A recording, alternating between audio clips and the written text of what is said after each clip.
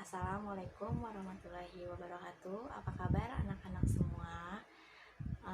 Sebelum melanjutkan pelajaran hari ini, alangkah baiknya kita berdoa terlebih dahulu agar pelajaran hari ini diberikan kemudahan oleh Allah Subhanahu wa taala.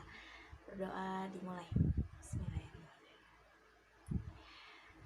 Nah, baik, seperti minggu lalu, jadi Ibu mencoba buat menjelaskan materi biosfer karena beberapa minggu lalu materi yang Ibu berikan itu hanya melalui YouTube.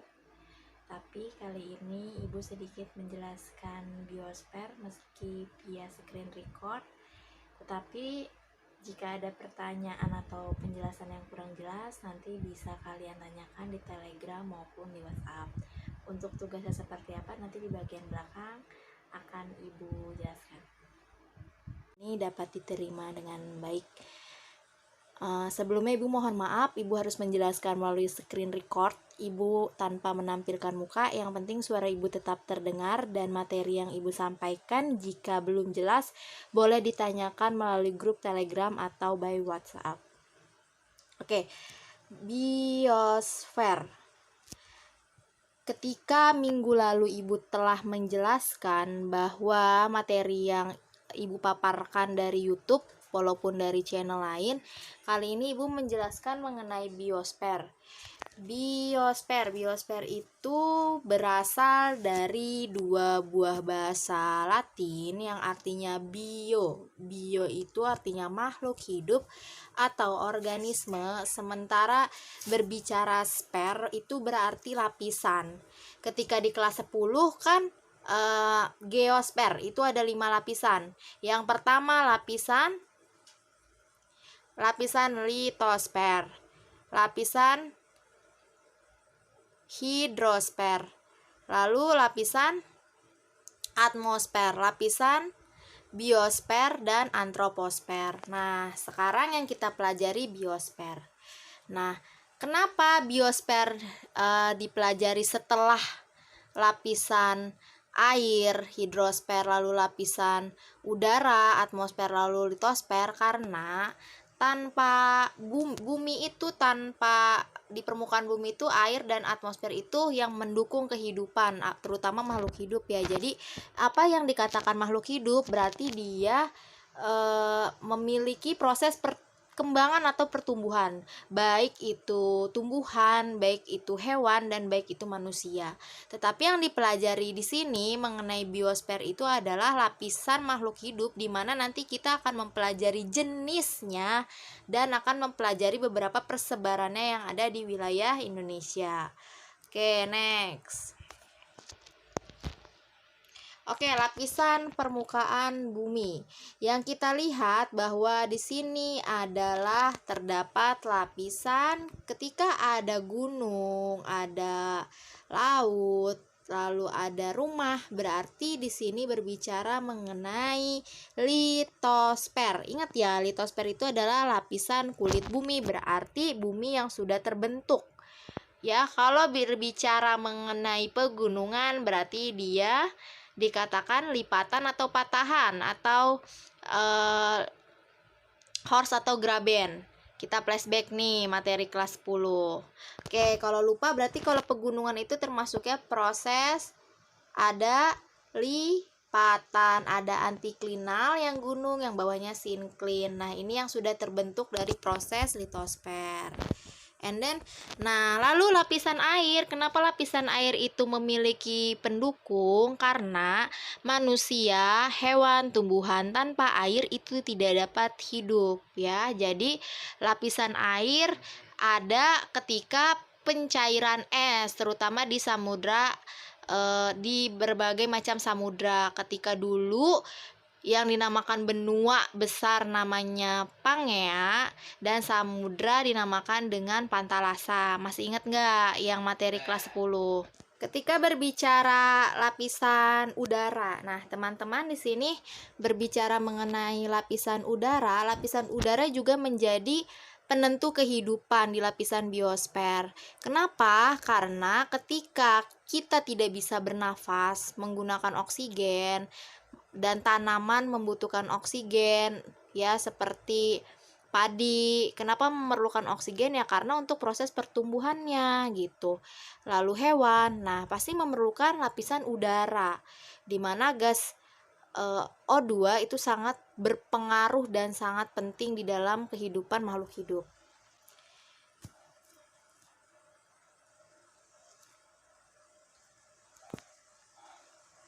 Oke, sebaran biosfer. Mengapa bisa menyebar? Lalu sarana persebarannya di mana? And then hambatan persebarannya seperti apa?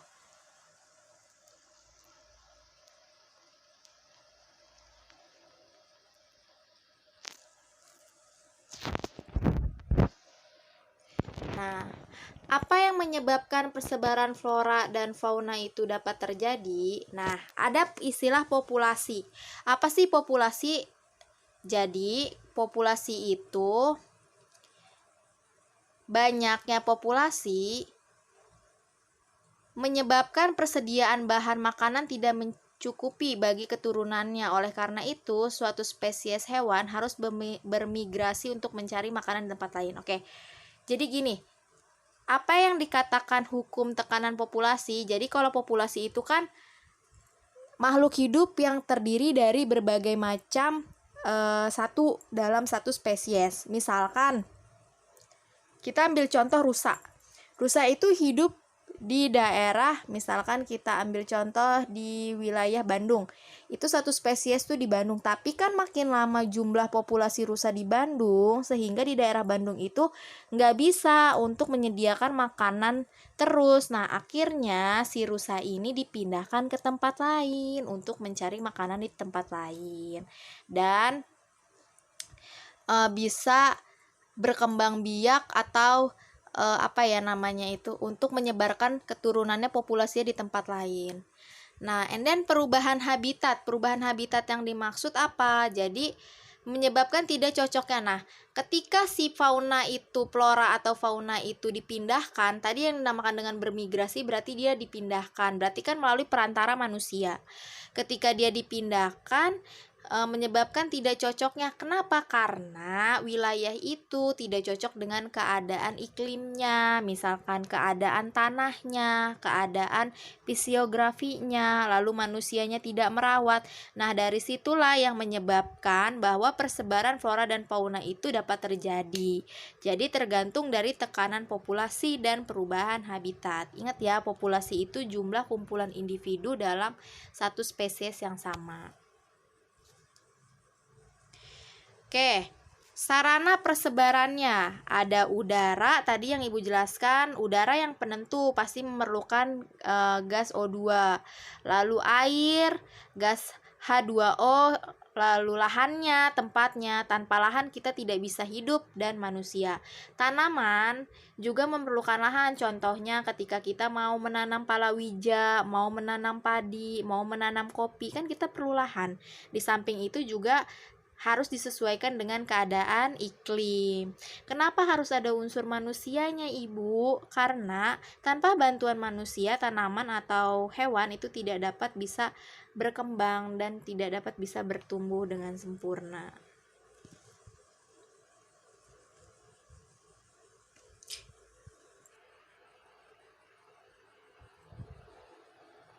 Oke, apa saja faktor yang mempengaruhi perkembangan flora dan fauna? Jadi flora itu tumbuhan dan fauna itu hewan ya. Flora, tumbuhan, fauna, hewan. Pertama, iklim. Iklim itu penentu sekali dalam proses pertumbuhan dan perkembangan makhluk hidup baik flora maupun fauna. Yang kedua ada tanah, ketiga fisiografi. Fisiografi itu apa, Bu? Ketinggian tempat yang berkaitan dengan relief permukaan bumi. And then manusia. Iklim itu faktor edafik. Ibu, kenapa iklim itu berpengaruh terhadap perkembangan flora dan fauna? Oke, kita flashback di materi kelas 10 berbicara mengenai di lapisan atmosfer kalian mengenal tentang pembagian iklim. Ada iklim matahari, ada iklim Köppen, ada iklim Junghun, dan ada iklim Ferguson. yang dipakai di dalam lapisan biosfer karena berkaitan dengan makhluk hidup, flora dan fauna, berarti menggunakan iklim Junghun karena berdasarkan fisiografi ketinggian suatu tempat. Oke, lanjut ya. Bentar ya, kalau rada lama mohon maaf nih, rada-rada susah pakai HP soalnya.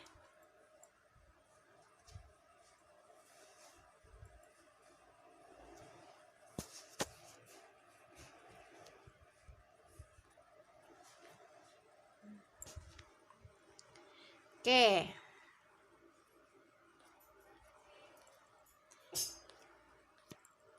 Kok.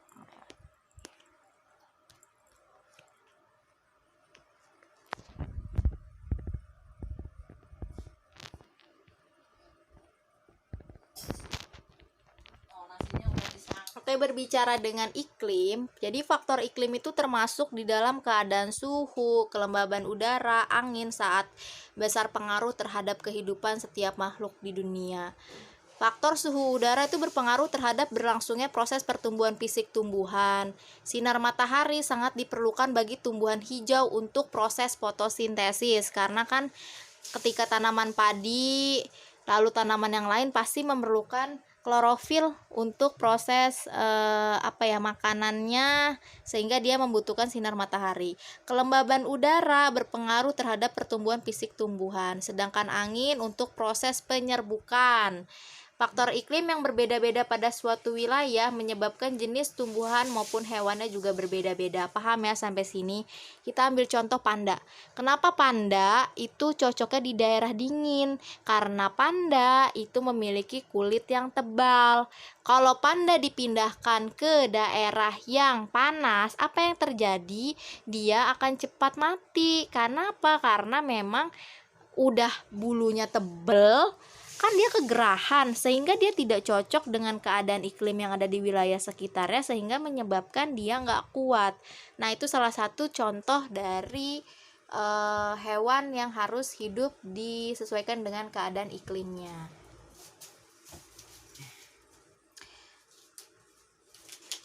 Lalu tanah. Ketika berbicara dengan tanah banyak mengandung unsur kimia yang diperlukan bagi pertumbuhan flora di dunia. Kadar kimiawi berpengaruh terhadap tingkat kesuburan tanah. Keadaan struktur tanah berpengaruh terhadap sirkulasi udara di dalam tanah, sehingga memungkinkan akar tanaman dapat bernapas dengan baik. Keadaan tekstur tanah berpengaruh terhadap daya serap tanah terhadap air. Suhu tanah berpengaruh terhadap pertumbuhan akar serta kondisi air di dalam tanah. Jadi, kenapa tanah itu sangat berpengaruh terhadap flora dan fauna?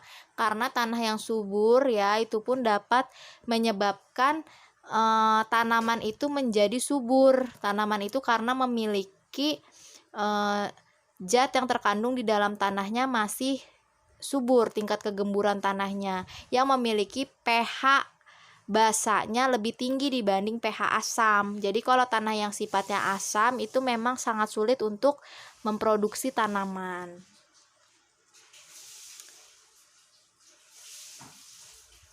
Fisiografi. Nah, berkaitan dengan fisiografi, faktor ketinggian permukaan bumi umumnya itu dilihat dari ketinggian dari permukaan laut.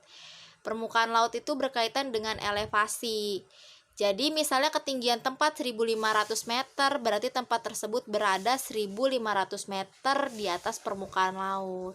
Semakin tinggi suatu daerah, maka suhunya semakin dingin, artinya suhunya semakin turun tetapi kelembabannya semakin tinggi. Artinya lembabnya itu semakin tinggi tapi suhunya semakin turun.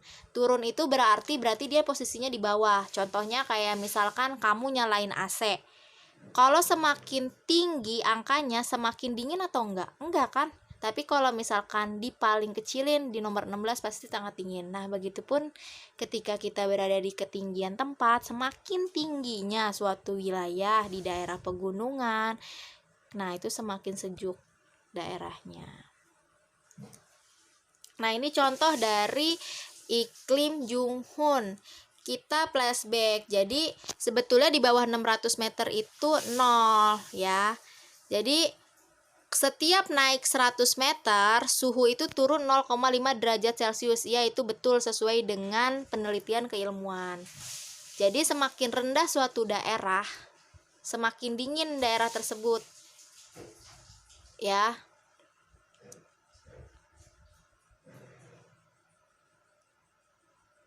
Oleh sebab itu, ketinggian permukaan bumi besar, mohon maaf, ini bukan jadi semakin rendah, jadi semakin tinggi ketinggian suatu daerah itu semakin dingin daerah tersebut. Tapi kalau daerahnya itu semakin ke bawah, semakin datar, semakin datarannya rendah, berarti suhunya semakin panas, daerah panas. Oleh sebab itu, ketinggian permukaan bumi besar pengaruhnya terhadap jenis dan persebaran tumbuhan.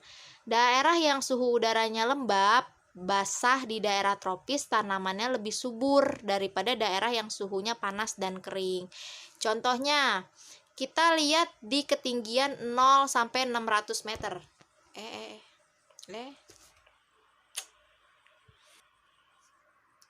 Jadi tadi udah ngomong sama. Oke, mohon maaf.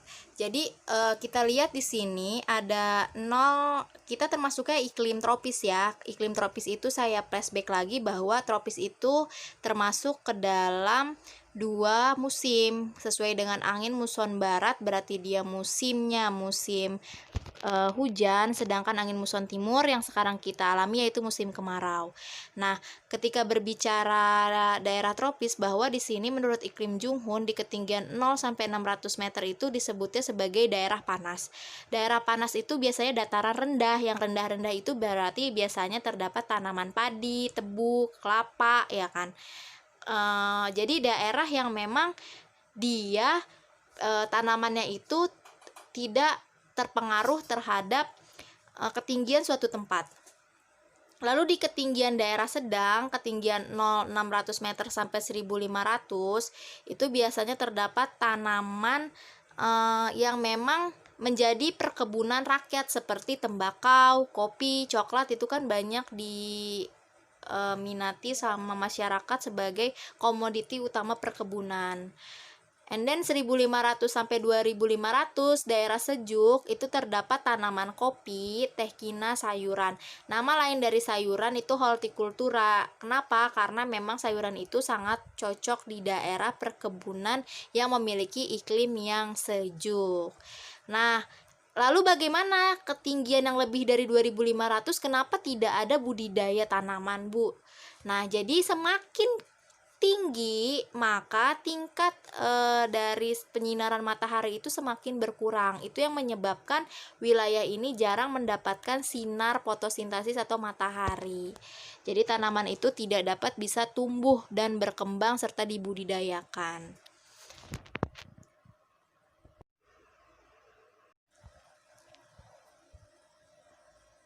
Nah, yang terakhir ada manusia. Manusia itu peran utamanya kenapa? Karena tadi yang sudah Ibu paparkan bahwa manusia mampu mengubah lingkungan untuk memenuhi kebutuhan tertentu, misalnya daerah hutan diubah menjadi daerah pertanian, perkebunan atau perumahan dengan melakukan penebangan, reboisasi atau pemupukan.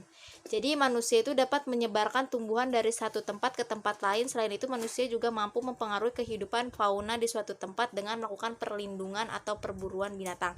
Contohnya ya, kita berbicara ketika di wilayah Indonesia bagian peralihan atau wilayah tengah termasuk Komodo. Komodo itu kan ada di Nusa Tenggara Barat, ada di Nusa Tenggara Timur.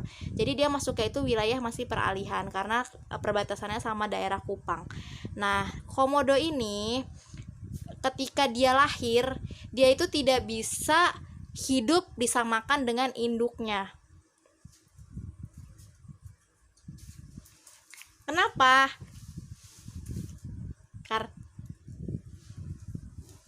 Karena si komodo ini jenis habitat yang pemakan sesama jenis. Jadi dia itu nggak kenal itu ibunya, bapaknya, pokoknya itu bisa langsung dimakan. Nah, karena bantuan dari manusia, makanya di Komodo itu, di Labuan Bajo itu, si pawangnya itu yang memisahkan. Ketika si anak Komodo lahir, nanti dipisahkan ke Pulau Padar, ke pulau-pulau yang lain yang jaraknya lumayan jauh gitu, supaya habitat ini atau jenis spesies ini masih terus tumbuh di daerah wilayah Nusa Tenggara Timur yang menjadi daya destinasi pariwisata ya. Lalu contoh lain, ada hambatannya di dalam tadi penyebaran. Yang pertama, hambatannya itu ada geografis. Kondisi geografi itu menjadi penyebaran flora dan fauna, terutama adalah bentang alam yang berupa samudra, padang pasir, sungai, dan pegunungan. Jadi karena wilayah, kita lihat wilayah Indonesia dulu ya. Wilayah Indonesia itu kan luas juga, terus terdapat beberapa macam pegunungan, lalu samudra. Nah, sehingga ketika ingin memindahkan atau penyebaran flora fauna itu terhambat sama semuanya kan.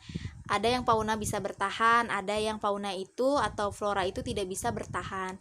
Contohnya nih, panda dipindahin ke Taman Safari sama panda yang ada di Cina. Kalau di Cina itu kan iklimnya termasuknya itu kan iklim oriental. Kita masuknya ke wilayah Asia. Jadi bisa kedingin. Jadi mereka bertahan tuh. Jenis faunanya itu fauna oriental, bukan iklim ya. Jenis faunanya fauna oriental, tapi termasuk iklimnya jenisnya itu subtropis. Kenapa mereka bertahan? Karena di sana terdapat musim dingin. Ada saljunya. Coba dipindahin ke Taman Safari, daerahnya sejuk, bisa bertahan, cuman mungkin harus dengan perawatan dan butuh tenaga manusia yang benar-benar menjaga si hewan panda ini. Lalu contoh lainnya, nah, kalau yang alami, ketika kita berbicara di wilayah Indonesia bagian timur di Papua, kenapa Papua itu hewannya hampir sama Bu seperti benua Australia? Karena dulunya Papua itu menjadi satu daratan dengan benua Australia. Ketika zaman glasial atau zaman es, akhirnya mereka terpisahkan sehingga wilayah Papua ini kebanyakan jenis faunanya itu mirip seperti wilayah benua Australia. Terdapat cendrawasih, kanguru, lalu cendrawasih, kanguru, dan jenis fauna lainnya yang mungkin nanti akan kita bahas selanjutnya.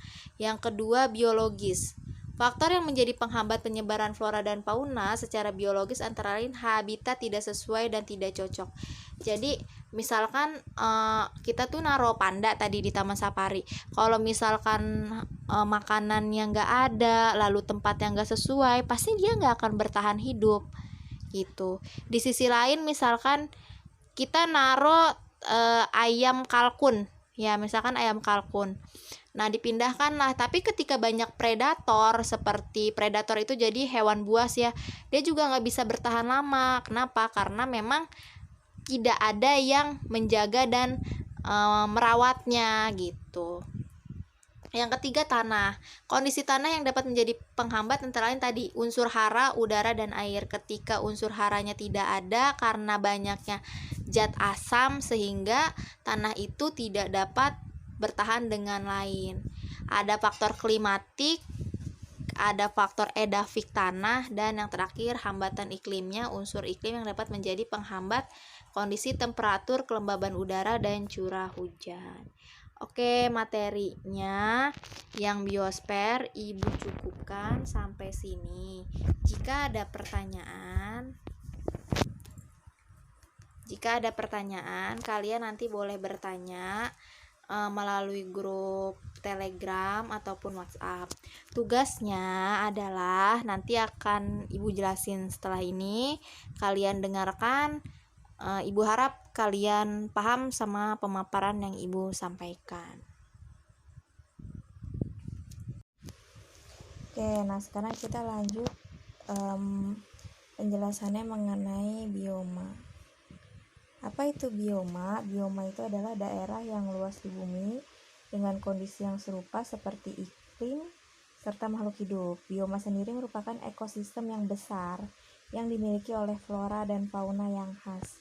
yang pada dasarnya terdiri atas produsen, konsumen, dan pengurai, yang di dalamnya terjadi aliran materi dan energi yang selalu dimulai dari tumbuhan. Ciri khas dari suatu bioma sendiri adalah adanya vegetasi tertentu yang dominan, artinya yang banyak. Jadi vegetasinya itu banyak pada suatu wilayah karena pengaruh iklim dan wilayahnya. Nah, apa saja jenis bioma? Yang pertama ada bioma gurun. Bioma gurun itu ciri-cirinya ya. Karena gurun, pasti ciri-cirinya adalah curah hujannya rendah. Intensitas cahaya mataharinya tinggi, karena kalau di daerah gurun itu matahari itu panasnya itu bisa mencapai 40 derajat Celcius. Evaporasi, apa evaporasi? Itu penguapan lebih tinggi dari curah hujan dan air tanah cenderung asin. Jadi air tanahnya itu mengandung proses pencampuran dari air laut yang dinamakan dengan intrusi air laut. Wilayahnya ada gurun Sahara, ada gurun Arab, ada gurun Gobi. Flora yang ada umumnya itu yang dapat menyimpan air seperti kaktus, lalu pohon akasia yang ada durinya, dan pohon kurma. Karena kan kalau pohon kurma, pohon kaktus itu dia bisa menyimpan cadangan air. Oke, lanjut. Bioma stepa. Ketika berbicara stepa, pada umumnya mempunyai curah hujan yang tidak teratur. Di padang rumput tidak mampu menyimpan air karena tingkat propositasnya rendah. Pohon yang khas seperti akasia. Jadi kalau stepa itu sebetulnya dia padang rumput, tetapi dia hanya rumput sepanjang luas yang membentang. Jadi yang paling banyak pasti wilayahnya Afrika, Amerika Serikat, Amerika bagian selatan khususnya di wilayah Argentina serta Australia. Nah, kalau berbicara sabana, perbedaannya sabana itu dia padang rumput tetapi dikelilingi sama semak belukar. Ya, dikelilingi sama tumbuhan menyebar. Contohnya itu ada palem, ada akasia. Nah, kalau di Indonesia sendiri, stepa dan sabana itu dominan itu di wilayah Nusa Tenggara Timur dan Nusa Tenggara Barat. Nusa Tenggara Timur itu karena memang daerahnya itu banyak padang rumput, dinamakan dengan stepa, tetapi juga memiliki sabana banyak pohonnya. Wilayahnya Afrika, Amerika Selatan, Amerika Serikat, bagian barat, Argentina, dan Australia. Tadi di Indonesia masuknya itu wilayah Nusa Tenggara Timur dan Nusa Tenggara Barat. Bioma hutan basah. Nah, berbicara hutan basah jadi dinamakan dengan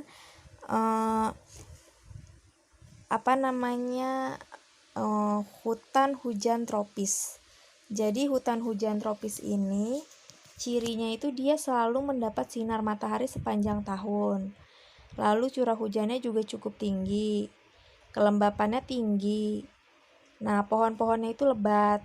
Contohnya kalau kalian pergi ke Bogor, pasti tanaman yang ada di Bogor itu memiliki tingkat vegetasi yang beraneka ragam karena di sana di Bogor itu merupakan daerah hujan. Tetapi kalau untuk wilayah persebaran di dunia ada Amerika Selatan, Amerika Tengah, Amerika Utara, Indonesia, dan Malaysia. Indonesia salah satu tadi yang sudah Ibu jelaskan, terutama di wilayah Indonesia bagian barat.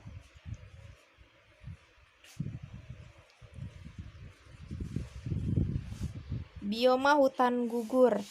Nah, bioma hutan gugur ini biasanya kalau hutan gugur itu cirinya itu daunnya merangas atau menggugurkan daunnya. Ya, jadi curah hujannya rata, pohonnya tidak terlalu rapat. Jadi dia biasanya kalau hutan gugur itu memiliki 4 musim, ada musim panas, gugur, dingin, dan semi. Nah, kalau di Indonesia kita memiliki hutan gugur karena berada di daerah atau dinamakan dengan hutan musim. Contohnya itu jati kalau di Indonesia. Tetapi kalau hutan gugur yang ada di dunia, dia memang benar-benar memiliki ciri khas vegetasi yang dapat merontokkan atau menggugurkan daunnya. Di daerah beriklim subtropis, antara lain itu di wilayah hampir sebagian besar benua Amerika dan Inggris, Eropa, lalu Australia. Nah, bioma taiga. Taiga itu apa? Taiga itu adalah vegetasi berdaun jarum, seperti bambu contohnya. Jadi kalau taiga itu merupakan bioma terluas, berdaun jarum, lapisan lilin, musim dinginnya panjang, musim panasnya singkat. Jadi dia mengutamakan musim dingin. Nah, jenis conifer itu ada alder, spruce, birch, dan juniper, seperti jarum. Tadi bentuknya seperti pohon bambu. Nah, itu dinamakan dengan bioma taiga. Nah, bioma tundra.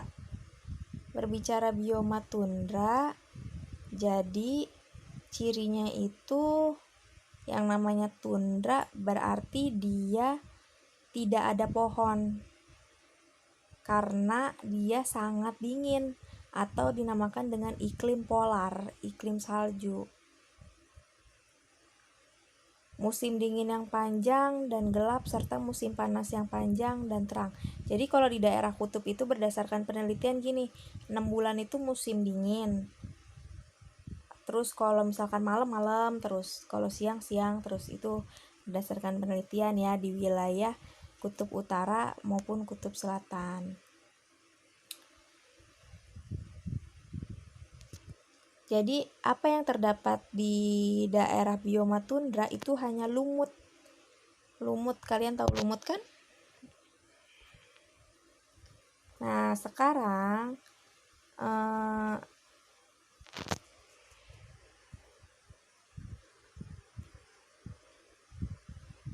sebetulnya Ibu cukupkan dulu ya materi.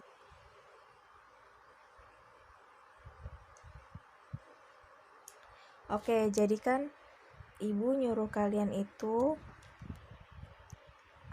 yang pertama tugasnya mencatat materi yang tadi sudah Ibu paparkan.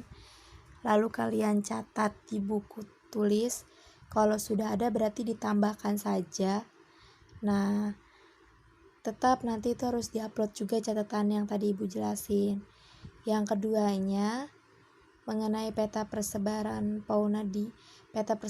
flora dan fauna. Jadi nanti disatuin aja, nggak usah bikin peta 2.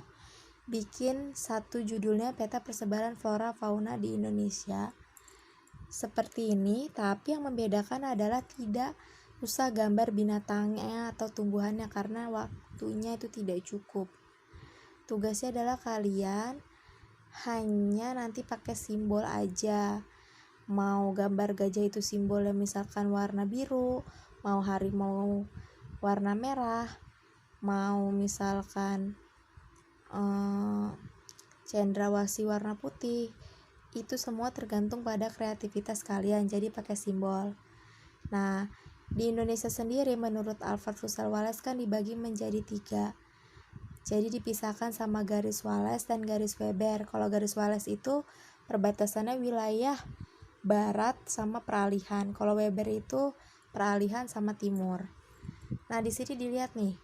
Di wilayah Sumatera, Jawa, Kalimantan itu bagian barat. Kepulauan Nusa Tenggara, Sulawesi, ya, termasuk NTT, NTB, dan Bali, peralihan itu masuknya adalah peralihan. Dan Papua, Maluku masuknya timur. Nah, nanti kalian gambar petanya yang rapi, kemudian setelah itu kalian kasih titik. Misalkan gajah yang tadi warnanya warna biru, harimau merah, udah tuh dititik-titikin. Sama nanti ada tanaman juga begitu, keterangan simbolnya nanti ditaruh di atas, jadi ditaruh di garis atas keterangannya titik biru tadi hewan apa gitu.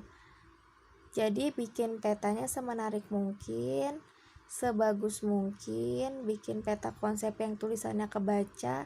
Di atasnya dikasih keterangan fauna dan flora wilayah Indonesia bagian barat meliputi apa? Fauna dan flora wilayah peralihan meliputi apa aja? Kalian jelasin, kalian gambar sebagus mungkin. Deadline tugas ini sampai hari Sabtu jam 17 waktu Indonesia bagian barat.